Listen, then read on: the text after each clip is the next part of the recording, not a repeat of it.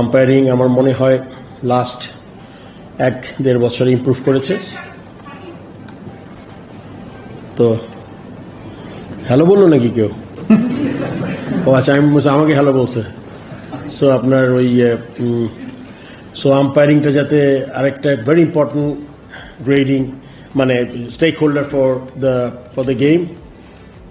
So এখন যেহেতু কিউরেটেডটা হয়েছে, আম্পায়ারিং আমরা খুব স্ট্রংলি নজর দিচ্ছি। অ্যান্ড এই জায়গাটা ইমপ্রুভ করা খুব জরুরি। আপনি জানেন, মানে একটা খুব ভালো প্লেয়ার ইনটেনশনালি আনইনটেনশনালি যদি রেগুলার শিকার হয় খারাপ আম্পায়ারিংয়ে, তাহলে তার জন্য কিন্তু খুব ডিফিকাল্ট হয়ে যায়। সো ওই জন্য আমরা চেষ্টা করেছি, হিউম্যান এরর তো থাকবেই, ওইটুকু হাতে রেখে যতটুকু ইমপ্রুভ করা যায় ওটা আমরা করব। আর আমাদের জন্য আরেকটা প্রসঙ্গ আছে, সাকিব আল হাসান। সেটা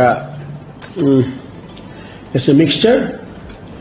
আজকে আপনারা সবাই অনেকে নিউজ করেছে, বাংলাদেশ ক্রিকেটের এক মোর দেন এ লেজেন্ড, সে 1-2 ফরম্যাট থেকে বিদায় নিতে চাচ্ছে। ওইটা আমি আমার ডিরেক্টর সবাই জানে, বাট আমিও তাদের ইনফর্ম করার চেষ্টা করেছি। আমার সাথে গত পরশু 2 দফায় আলোচনা হয়েছে। তো এটা আমি করতে পারি। আমরা চিন্তা করেছি যে তার 2 ছোট বাচ্চা আছে, মানে কনস্ট্রাকটিভ ওয়েতে, নট লাইক 2 লাখ টাকা দিয়ে দিলাম, তাতে করে আসলে খুব বেশি হবে না, আরেকটু বেটার কিছু করা যায় কিনা চিন্তা করেছি। আরও একটা ছেলে চোখে ব্যথা পেয়েছে, এরকম আর কি 2-3 জিনিস ছিল। স্কোরার একটা মারা গেছে, আরেকজন ছিল। সো এই জিনিসগুলো অনেকগুলো ব্যাপারই ছিল। সেই মোটামুটি আজকে আমাদের এই আলোচনা হয়েছে। এখন যদি আপনি কোশ্চেন করতে চান, মানে এইটা একটু শর্ট করলে ভালো হয়, আমার আজকে রিকোয়েস্ট। ঠিক আছে? হ্যাঁ, বলো। সাকিবের সাথে আপনার যে কথাটা হচ্ছে, সাকিব সেটাই বলেছেন। এর পরবর্তীতে আপনাদের স্ট্যান্ড আসলে কি হতে যাচ্ছে, যে ওপর থেকে যদি সে নিরাপত্তা এক্সপেক্ট করছে, নিরাপত্তা পেলে ঢাকায় শেষ টেস্ট খেলতে চায়, বিসিবির আসলে থেকে আমরা কি করতে পারি? বিকজ আমরা তো আসলে এরকম একজন ব্যক্তিগত মানুষকে নিরাপত্তা দেওয়ার মতো আমাদের ইয়ে নাই, মানে কি বলবো, অ্যাবিলিটি নাই আর কি। Board next.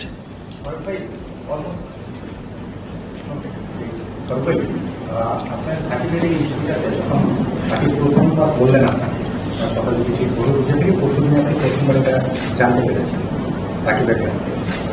না, পরশুদিনের আগেও কথা হয়েছে।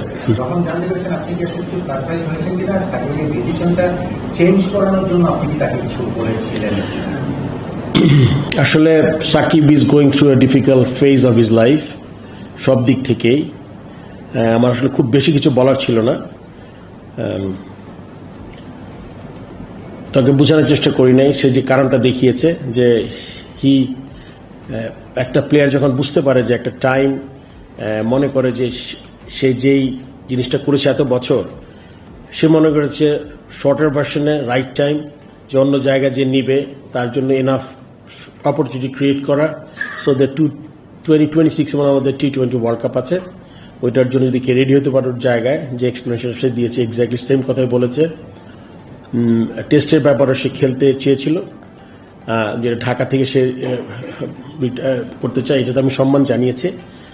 তখন এটাও কথা হয়েছে যে তাকে মানে ওই লেভেল থেকে তার কেসের ব্যাপারে কি হবে না হবে, এটা আমি বলেছি যে এটা আমাদের তেমন কিছু করার নাই, মানে অ্যাজ এ বোর্ড।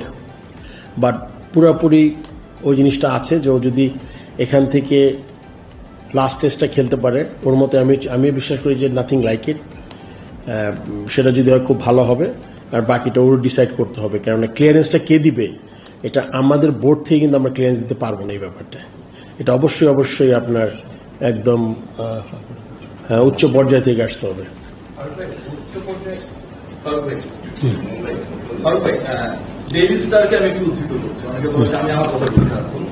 এই মুহূর্তে বাংলাদেশে বাস করার নিরাপত্তা দেখছেন না সাকিব আল হাসান। তিনি যে বক্তব্যটা দিয়েছেন সেটাকে তারা সামারাইজ করেছে এবং এটা টাইটেল লিখছেন, দেশে নিরাপত্তা ও দেশ থেকে নিরাপত্তা না পেলে, মানে দেশে আসার এবং দেশ ত্যাগ করার নিরাপত্তা না পেলে কানপুরি সমাপ্তি সাকিব আল হাসান। আমার প্রশ্ন 1 নম্বর হচ্ছে, এই মুহূর্তে বাংলাদেশকে আপনি অনিরাপদ মনে করেন কিনা? না, অবশ্যই না। আমি তো মনে করি আমরা এখানেই থাকি। এখন কার জন্য নিরাপদ কার জন্য অনিরাপদ এটা একটা আপেক্ষিক ব্যাপার আর কি। আমি মনে করি যে আপনি জানেন সাকিব আল হাসান আর আমাদের আমরা যারা বসে আছি হয়তো সেম লাইনে নাই আমরা, তাই না? তো এই ব্যাপারে আমি অনেক মনে করি না। আমি মনে করি আমরা তো ভালোই আছি। এখন ওইটার প্রবাবলি ব্যক্তিগত ব্যাপারও বলবো না। আপনি জানেন this a politician, we all know তার বিরুদ্ধে একটা কেস হয়েছে, পলিটিশিয়ান। তো সবগুলো ব্যাপার মিলিয়ে সে হয়তো মনে করি নিরাপদ না। এটা আসলে ব্যক্তিগত, এটা আমি আসলে কোনো কমেন্ট করা আমার এগুলো ঠিক হবে না। এটাও আমি প্রথম আলোকে উদ্ধৃত করছি যে তারা চেষ্টা করছেন, মানে ক্রিকেট বোর্ড চেষ্টা করছেন কিভাবে ব্যাপারটাকে সুন্দর করা যায়। আপনাদের সৌন্দর্য বর্ধনের চেষ্টাটা কেমন? এটা আসলে কোত্থেকে উদ্ধৃত হয়েছে আমি জানি না। এটা সে বলেছে, এই বলাটাই হচ্ছে এই যে প্রথম আলো। আচ্ছা, ওইটা আমি জানি না কি বলে কি উদ্ধৃত। আজকে প্রেস কনফারেন্সে এমন সে বলেছে যে আমি মানে ক্রিকেট বোর্ড সুন্দর করার চেষ্টা করছে, তার চেষ্টা যেন সুন্দর হয়।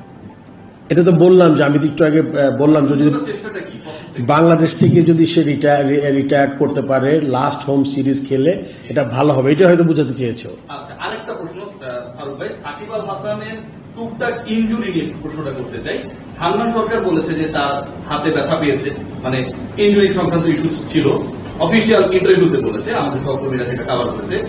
নাজমুল শান্ত বলেছে, আপনি কি জানতেন কিনা, মানে ওনারা বলার পর বাকি ইঞ্জুরিটা আসলে ওর আঙ্গুলে একটা ইঞ্জুরি ছিল, আমি শুনেছি। আচ্ছা, হাতুরা সিং শুনেনি ফারুক ভাই, কেমন লাগলো ব্যাপারটা?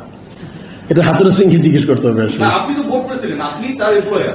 তো একজন কোচ, তিনি সাকিবদের দেখভালের জন্য ওখানকার চিফ অথরিটি, তিনি জানেন না, আপনি বাংলাদেশে বসে যান। ইঞ্জুরি আসলে ইঞ্জুরিটা কি আমি বলি। ইঞ্জুরি একটা হলে গিয়ে ইনজিওর, মানে ও বলেছে যে ওর যে বোলিং ফিঙ্গারটা একটু উইক হয়েছে বিকজ প্রবাবলি কন্টিনিউয়াস খেলার জন্য, এই ধরনের ইঞ্জুরি। এটা তো 18 কোটি মানুষ জানে, হাতুরা সিং কেন জানে? এটা তো অ্যান্সার আমি করতে পারবো। আপনি দিবেন ফারুক ভাই, আপনি তার এমপ্লয়ার। আপনার আমি দেখি ওকে, আমি ওই যে আছে ম্যানেজার বা যে সিলেক্টর জিজ্ঞেস করবো, আমি যে এটা কি ফিজিওকে জিজ্ঞেস করবো। কোচকে কেন জিজ্ঞেস করবেন? আপনি তার এমপ্লয়ার। না না, ডেফিনেটলি একটা প্রসেসে যাবো আর কি, মানে ম্যানেজারের মাধ্যমে যাইতে হবে আমার, বিকজ এই যে যেখানে হেড আছে তাকে জিজ্ঞেস করবো। সে জানে না। এটা তো আমার মনে হয় এটা মানে হাতুরা সিং এর মতোই অ্যান্সার করেছে আসলে, মনে হয় জানে না। Thank you very much. আচ্ছা, হ্যাঁ প্লিজ। আপনি এইভাবে বললেন যে প্রসেসটা যেটা সাইকেল নিয়ে এসে খেলানো বা যেটা বলছেন যে স্বীকৃতি চাই, এটা তো অনেকদিন হয়ে গেল, সেটা প্রায় 1 মাসের বেশি হয়েছে। মানে এর মধ্যে কারোর সাথে আপনারা করেছেন কিনা এই বিষয়টা নিয়ে বলুন না, করার কিছু নেই। আবার তো অবশ্যই করার কিছু থাকে, হয়তো বা উপর লেভেলে কথা বলা বা তাকে প্রসেসে আনা যায় না, আপনারা কথা বলেছেন কিনা বা বলবেন কি? আমরা বলি নাই এটা। আমরা আসলে যেহেতু ব্যাপারটা সাব জুডিস না কি বলে আপনার বিচারাধীন বা এই ধরনের কিছু, সেই ব্যাপারে আসলে আমাদের খুব একটা বেশি করণীয় কিছু নাই। ঠিক, নেক্সট। হ্যাঁ ঠিক আছে, is like legend for Bangladesh. I mean like, হ্যাঁ মানে বাংলাদেশের নাগরিক কিন্তু দেশে ফিরতেই পারে, দেশ ছাড়ার ক্ষেত্রে একটা ক্লিয়ারেন্সের ব্যবস্থা থাকে। তো যেটা হলে যদি শেষ পর্যন্ত সেই ক্লিয়ারেন্স বা নিশ্চয়তা তিনি না পান, যদি আমরা কি তার মানে আরো 155 জন আছে এই বলবে আসলে তার ক্ষেত্রে আলাদা বিবেচনা করা হবে কিনা, এই ব্যাপারগুলো নিশ্চিত থাকে। যদি তিনি সেই নিশ্চয়তা না পান, আসতে না পারেন, সেক্ষেত্রে আপনাদের ভাবনা কি বা আপনারা কি ভাববেন, কি করবেন? সেক্ষেত্রে তো তখন আমরা এটা নিয়ে চিন্তা করবো। এই মুহূর্তে আসলে এটা এত আগে চিন্তা করতে চাই না।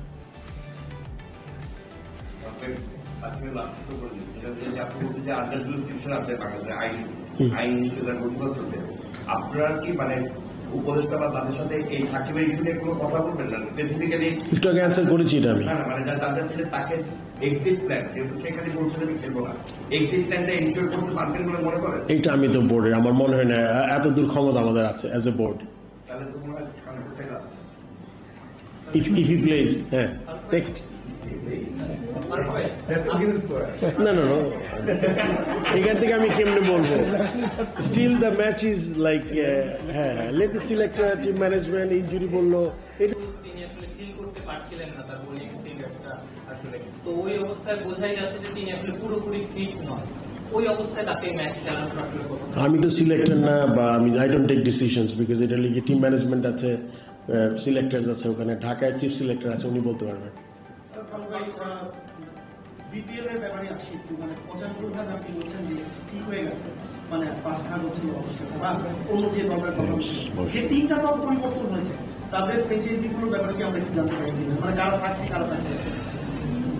লম্বা হবে, বাট আমি বলে দিচ্ছি আপনার, আমরা তো আরো 2টা ফ্র্যাঞ্চাইজিকে আমি ইন্টারভিউ করেছি। এবার আমি চিন্তা করেছিলাম যারা আসতে চায় তার সাথে একদম ইন্টারভিউ করে করবো যে কেন আসতে চায়, কি আপনার কতটা ইন্টারেস্ট, স্ট্রেংথটা দেখার জন্য। তো সেই দিকে ওই ফ্র্যাঞ্চাইজিগুলো একটা আপনি জানেন ঢাকা নওয়াব নাম হবে মনে আমি জানি এক্স্যাক্টলি ওরা রিভিল করেছে কিনা, তো ওইটা ওরা খেলতে চায়, ঢাকা টিমে তারা ইন্টারেস্ট ছিল।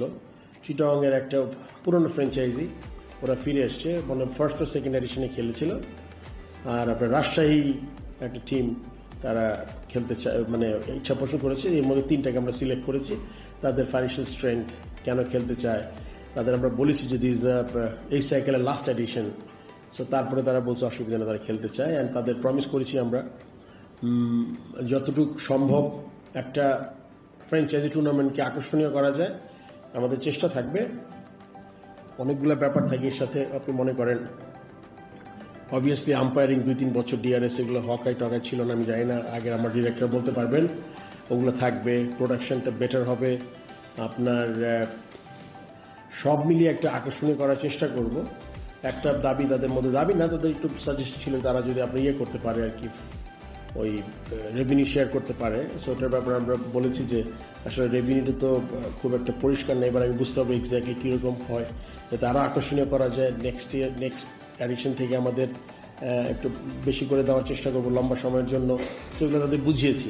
সো ওই 3টা টিম তো এসছে, তো আমরা যে উই আর হ্যাপি। আপনি জানেন একটা তো ফ্র্যাঞ্চাইজি টুর্নামেন্ট করতে চাই আমরা অ্যাজ এ বোর্ড। সেকেন্ড হলে আপনি জানেন এটা কিন্তু আলটিমেটলি ডিরেক্ট বেনিফিশিয়ারি কিন্তু প্লেয়ার্স। সেটা আমার সবচেয়ে বড় কনসার্ন, সবচেয়ে বড় মানে চিন্তার জায়গা, যে আমরা টুর্নামেন্ট ভালো করে 7টা যদি না হতো হবে। তো সেই দিক বিবেচনা এটা বিরাট চ্যালেঞ্জ ছিল যেটা আমরা করতে চাই। এবং আপনি জানেন যে দেশের অবস্থা, ফাইন্যান্সিয়াল ইনস্টিটিউশনগুলো, মানে আই মিন লাইক বিজনেস হাউসগুলোরও ইকোনমিক জিনিসগুলোর পরে, তারপরে যে আমরা মানে এখনও 100% শিওর না, বাট আমরা করতে খুব মানে ক্লোজ হয়ে গেছি যেটা করার মতো করে। সো সেই জন্য মানে আমার মনে হয় টুর্নামেন্ট হলে ভালো হবে, শীঘ্রই সব ফাইনাল হয়ে গেল।